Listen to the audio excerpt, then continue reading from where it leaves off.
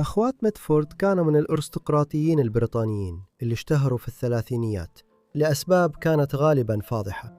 الستة تسموا الدوقة، الفاشية، الشيوعية، النازية، الروائية والتانية. فإزاي كانوا مثيرين للجدل بالشكل ده؟ وليه لسه لحد دلوقتي مشدودين ليهم كده؟ تعالوا معايا نعرف السبب. عائلة ميدفورد اللي جم منها الست أخوات ميدفورد أصولها في إنجلترا بترجع لقبل الغزو النورماندي للبلد في القرن ال11، وقت ما ويليام الفاتح عبر من فرنسا مع فرسان النورمان لغزو إنجلترا. كان العائلة بيرأسها السير جون دي ميدفورد اللي كان حاكم قلعة ميدفورد في نورثامبرلاند في شمال البلد على حدود اسكتلندا. بشكل لا يصدق عائلة ميدفورد فضلت محافظة على وجودها في الأراضي دي لمدة 800 سنة بعد كده. أبو الأخوات كان ديفيد بيرترام أوغلفي فريمان ميدفورد، البارون ريدزديل الثاني في طبقة النبلاء الإنجليزية. كان معروف بغرابته الشديدة، لكن العائلة كانت ناجحة نسبياً. على سبيل المثال جده الأكبر كان مؤرخ بريطاني معروف في أوائل القرن ال19. أمهم كانت سيدني باولز، وأبوها توماس كان عضو في البرلمان وكاتب وناشر بارز، أسس كذا مجلة بريطانية مشهورة وقتها، منهم النسخة الأصلية من مجلة فانيتي فير. ديفيد وسيدني خلفوا 7 أولاد بعد جوازهم في سنة 1904. أكبرهم نانسي اتولدت بعد جوازهم بكام شهر بس. باميلا اتولدت سنة 1907، وجي بعدها على طول توماس ابنهم الوحيد في يناير 1909. بنتهم الثالثة اتولدت سنة 1910. كان في فترة هدوء قبل ما يونيتي تتولد في أغسطس 1914 بعد أيام قليلة من اندلاع الحرب العالمية الأولى اللي ديفيد شارك فيها في فرنسا. جيسيكا اتولدت سنة 1917، وأخيراً ديبورا اتولدت سنة 1920. توماس عاش لحد منتصف الثلاثينات من عمره بس، لأنه اتقتل وهو بيخدم في الشهور الأخيرة من الحرب العالمية الثانية سنة 1945، وهو بيحارب في مسرح العمليات في المحيط الهادئ. أما الأخوات فكلهم تقريباً عاشوا عمراً طويلاً. حياتهم اتأثرت بشكل كبير بأهلهم. ديفيد كان محافظ جداً، أما سارة فكانت بتغازل الفاشية في الثلاثينات والأربعينات. ده في الآخر أدى لانفصالهم سنة 1943 في وسط الحرب العالمية الثانية. لكن زي ما هتشوف دلوقتي الجدل السياسي في عيلة ميدفورد كان أعمق من كده بكتير. كبرى أخوات ميدفورد هي اللي رسخت سمعتهم بالذكاء والاضطراب. البنات اتربوا بطريقة منعزلة إلى حد كبير، وتعلموا في البيت بشكل عشوائي، وكانوا بيعانوا من وجود أبوين بعيدين عنهم وعندهم نفس القدر من العصبية. وبسبب كده نانسي لجأت للمكتبة الكبيرة اللي في بيتهم باتسفورد هاوس، وهناك بدأت تطمح لأول مرة أنها تبقى كاتبة. تعرفت على المجتمع الراقي البريطاني في عيد ميلادها 18 سنة 1922، ومن بعدها بقت شخصية قوية في فترة ما بين الحربين، وكونت صداقات مع كتاب كبار في الوقت ده زي إيفلين ووه وجون بيتكمان. وده كان بسبب دورها كواحدة من أكتر الشخصيات المعروفة في مجموعة اسمها Bright Young Things، وهي مجموعة من شباب الأرستقراطية البريطانية والطبقة المتوسطة العليا اللي اشتهروا في العشرينات، وكانوا معروفين في بريطانيا مش بس بسبب حفلاتهم وشربهم الكتير، لكن كمان بسبب شغلهم الفني والأدبي. وفي نفس الوقت في سنة 1933 اتجوزت نانسي ميدفورد بيتر رود ابن السير رونالد رود اللي كان دبلوماسي وسياسي بريطاني. الجوازة دي ما كانتش سعيدة، ونانسي دخلتها بس بعد علاقة طويلة مع إيرسكين هاميش ابن إيرل روسلين اللي ما انتهتش بالجواز. يبدو إن نانسي ما كانتش عارفة إن هاميش كان مثل الجنس، وإنه في وقت من الأوقات كان على علاقة بأخوها الأصغر توم. وكمان في الثلاثينات نانسي بدأت تركز على الكتابة لأول مرة، وخدت وظيفة ككاتبة عمود منتظمة في مجلة ذا ليدي، واحدة من المجلات اللي أسسها جدها من ناحية الأم. وكمان نشرت أول رواية ليها بعنوان هايلاند فلينك سنة 1931، وكانت دي أول رواية من 8 هتكتبهم بعد كده. وبحلول أواخر الثلاثينات، رغم إن جوازها كان بيفشل ورغم إنهم ما طلقوش غير سنة 1957، هي ورود كانوا فعلياً عايشين منفصلين من أواخر الثلاثينات. خلال الحرب العالمية الثانية، نانسي دخلت في علاقة مع ضابط فرنسي كان راح إنجلترا بعد سقوط فرنسا في إيد النازيين في صيف 1940، واسمه جاستون بالوسكي.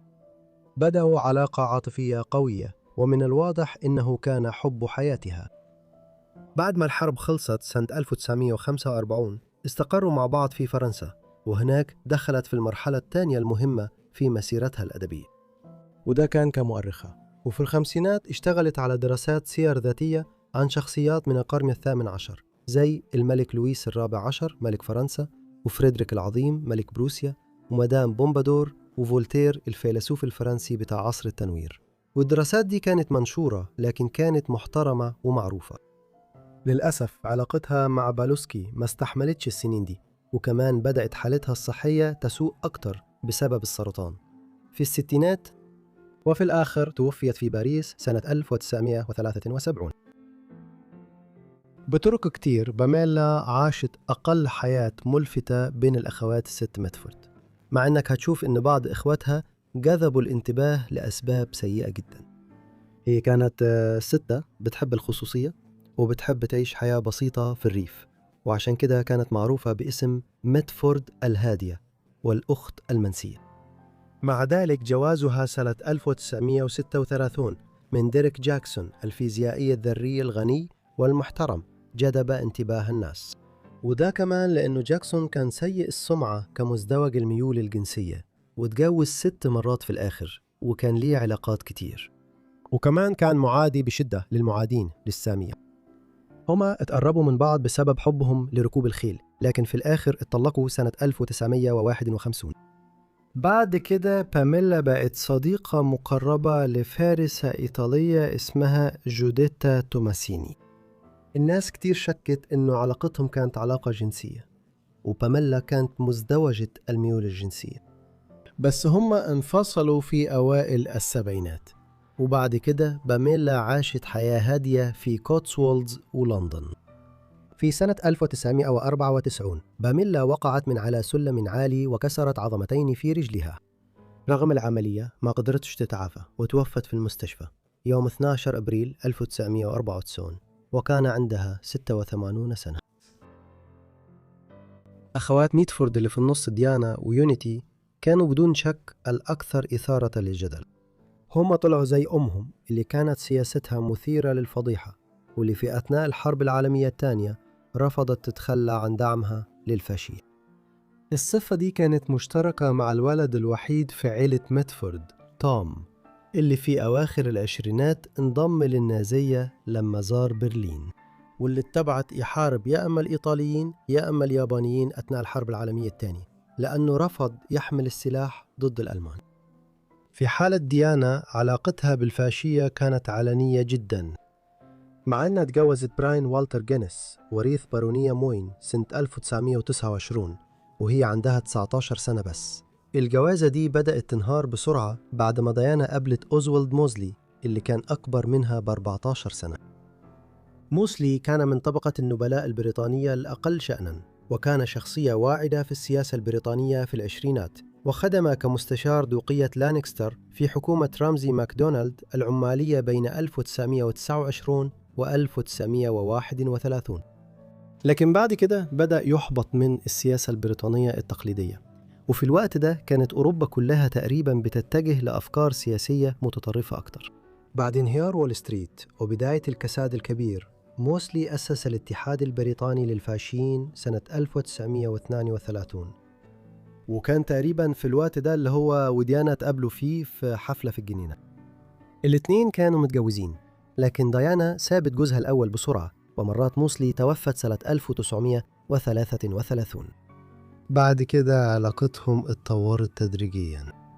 تجوزوا سنة 1936 في بيت وزير الدعاية الألماني جوزيف جوبلز في برلين، ومن الجدير بالذكر أن الحفل حضره أدولف هتلر.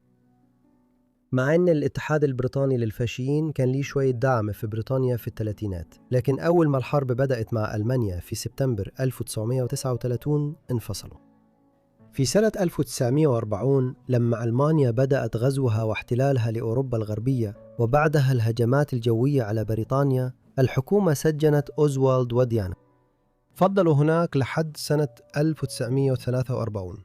وقتها كانت الحرب اتقلبت ضد ألمانيا، وشخصيات زي آل موسلي ما بقوش يعتبروا تهديد كبير لأمن بريطانيا الداخلي. بعد نهاية الصراع هي وأوزوالد ما قدروش يعيشوا في بريطانيا واضطروا ينتقلوا لفرنسا. هناك ديانا بدأت مسيرة أدبية كبيرة بعد الحرب، وحررت مجلة اسمها الأوروبي، وكانت المجلة دي ميولها فاشية. ولسه فترة اشتغلت ككاتبة مراجعات في مجلة The New Statesman. فضلت ديانا مش ندمانة على ماضيها الفاشي لحد وفاتها في باريس سنة 2003 وهي عندها 93 سنة. أختها الصغيرة كمان شاركتها تأييد الفاشية. يونيتي تولدت سنة 1914 وكبرت في أوائل الثلاثينات لما كانت الساحة السياسية في أوروبا بتزداد انقسام. كانت بتشارك أوضة مع أختها جيسيكا اللي كانت عكسها تماماً في الأفكار. في فترة من مراهقتهن رسموا خط بالطباشير في نص الأوضة، ويونيتي زينت نصها بعلامة الصليب المعقوف النازي وصورة لأدولف هتلر، وجيسيكا علقت شعار الشيوعية المطرقة والمنجل وصورة لفلاديمير لينين. لما بدأت يونيتي تدخل سن الرشد، أختها شدتها لعالم الفاشية البريطانية والألمانية. علاقة ديانا مع أوزوالد موسلي. في سنة 1933 وهي عندها 19 سنة بس، الأخوات حضروا تجمع حزب النازي في مدينة نورنبرغ، وكان أول عرض كبير هنا بعد ما حزب النازي استولى على السلطة في ألمانيا.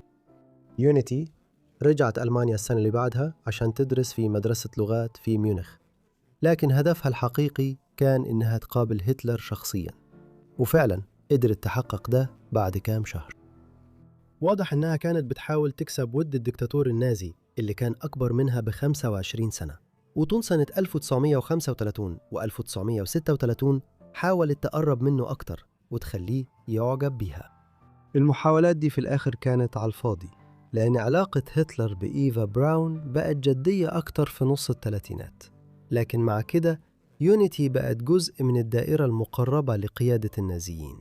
بحلول سنة 1936 كان واضح أن كرهها الشديد لليهود، اللي كان أكتر حتى من باقي أفراد عيلتها زي ديانا وتوم، بقى ظاهر. وكانت المخابرات البريطانية MI5 بتراقبها بسبب نشاطها في ألمانيا. لما الحرب اندلعت في سبتمبر 1939 هتلر نصح يونيتي وأختها ديانا إنهم لازم يرجعوا بريطانيا. يونيتي كانت منهارة وحاولت تنتحر بإطلاق النار على نفسها في رأسها.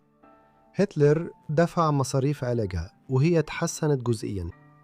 يونيتي في النهاية رجعت لإنجلترا في أوائل سنة 1940، مع أن إصاباتها سببت لها تلف في المخ وما تعافتش منه بالكامل أبداً. وهناك حصل أكتر جزء غامض في قصتها، لأنه يعتقد إنها دخلت مستشفى ولادة وممكن تكون ولدت طفل بعدها بفترة قصيرة والطفل ده اتبنى.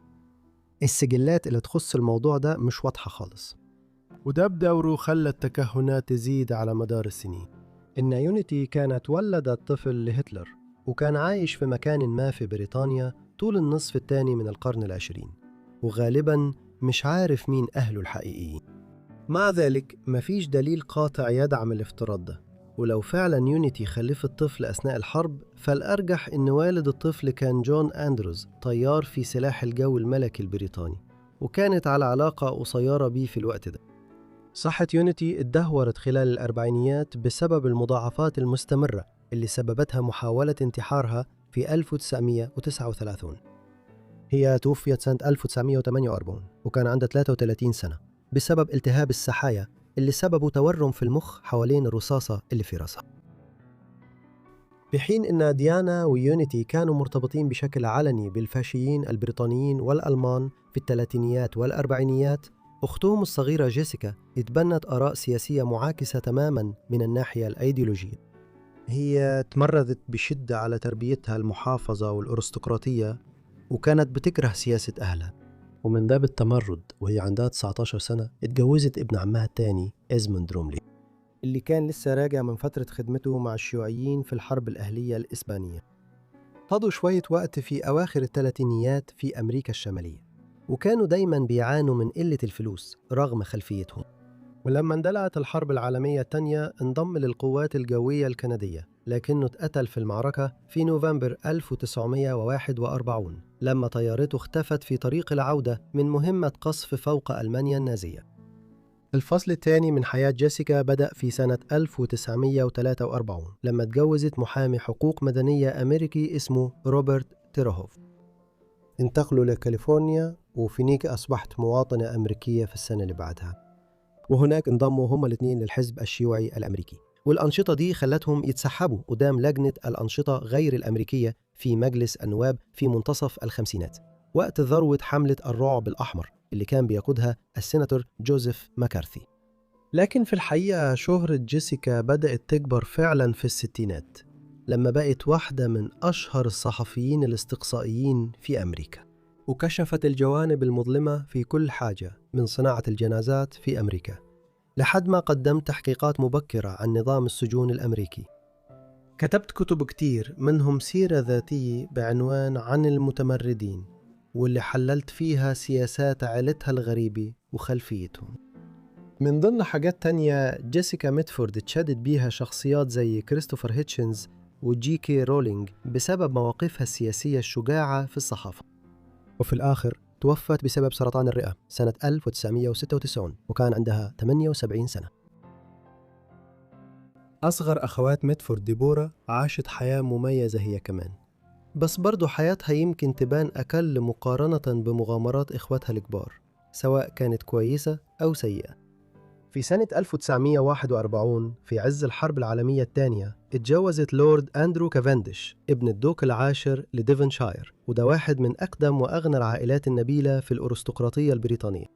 وكمان اللوردات بتوع قصر تشاتسورث اللي هو واحد من أرقى القصور النبيلة في إنجلترا في نص منطقة بيك ديستريكت. الشهرة الأساسية لديبورا كانت أقل جدل شوية من بعض إخواتها.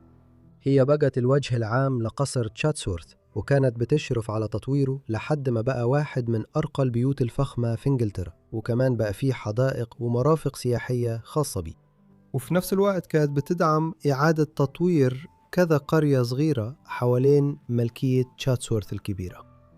هي كتبت كذا كتاب عن تشاتسورث وتاريخها وحالتها الحالية، وكمان كانت المسؤولة عن تجديد القصر الكبير نفسه. وبسبب كده قصر تشاتسورث بقى واحد من أشهر الأماكن السياحية في شمال إنجلترا النهاردة. سياسياً كانت ميولها أقرب لجيسيكا، وفي الثمانينات فعلاً انضمت للحزب الديمقراطي الاجتماعي اللي كان ميوله يسارية رغم أنه ما استمرش كتير. لما ديبورا توفت سنة 2014 عن عمر 94 سنة انتهت قصة أخوات ميدفورد بكل تناقضاتها وتحولاتها المثيرة بعد مرور 110 سنين على ميلاد نانسي سنة 1904. شكرا جدا لكل واحد فيكم على مشاهدة الفيديو ده عن أخوات ميدفورد، يا رب يكون عجبكم وكان مثير للاهتمام. كل واحدة من الأخوات كان ممكن يبقى ليها فيديو لوحدها، فلو حابين فيديوهات أكتر بتفاصيل أكتر قولولي، ولو عندكم أي اقتراحات تانية كمان سيبوها في التعليقات تحت. يا رب تكونوا مشتركين ومفعلين الإشعارات عشان توصلكم كل فيديوهاتي أول ما نزلها. وزي ما انتوا عارفين ده كل اللي عندي النهاردة، فهشوفكم كلكم في الحلقة الجاية من حيوات منسية. شكرا.